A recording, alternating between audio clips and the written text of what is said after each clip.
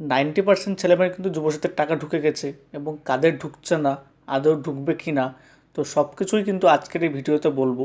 তো চ্যানেলে নতুন হলে চ্যানেলটিকে সাবস্ক্রাইব করুন। তো চলুন দেখা যাক কেন ঢুকছে না টাকা।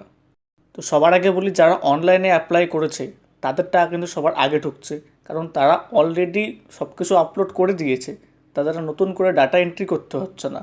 তো তার জন্য তাদের টাকা কিন্তু আগে ঢুকছে। এবং যারা অফলাইনে জমা দিয়েছে, অর্থাৎ লাস্টের দিকে, তাদের কিন্তু অল্প তাড়াতাড়ি ঢুকছে। এবং যারা প্রথম দিকে জমা দিয়েছে, কারণ প্রথম দিকে যারা জমা দিয়েছে তাদের ফর্ম কিন্তু নিচে রয়েছে, তো তার জন্য তাদের কিন্তু অল্প লেট হচ্ছে। এবং যারা লাস্টের দিকে জমা দিয়েছে অফলাইনে, তাদের কিন্তু তাড়াতাড়ি ঢুকছে।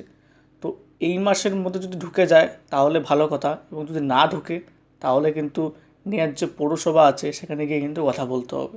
অনেকে আমাকে জিজ্ঞেস করছে, দাদা অ্যাপ্লাই করার সময় নাম কিংবা অ্যাকাউন্ট নাম্বার ভুল হয়ে গেছে, কিছু হবে কি না এবং কীভাবে আপডেট করব। তো যারা অনলাইনে অ্যাপ্লাই করেছো তাদের কিন্তু যে নিয়ার ভিডিও অফিস আছে সেখানে গিয়ে কিন্তু তারা অ্যাকাউন্ট নাম্বার কিংবা নাম সেটিকে আপডেট করতে পারে। তো তার জন্য কিন্তু ভিডিও অফিসে কন্ট্যাক্ট করতে হবে।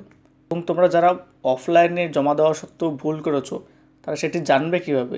তার জন্য কিন্তু যে অফিসিয়াল ওয়েবসাইট আছে সেখানে কিন্তু অ্যাপ্লিকেশন স্ট্যাটাস চেক করলে কিন্তু বুঝতে পারবে। তো আপাতত অ্যাপ্লিকেশন চেক করা যাচ্ছে না, তো কিছুদিন পর কিন্তু চেক করা যাবে।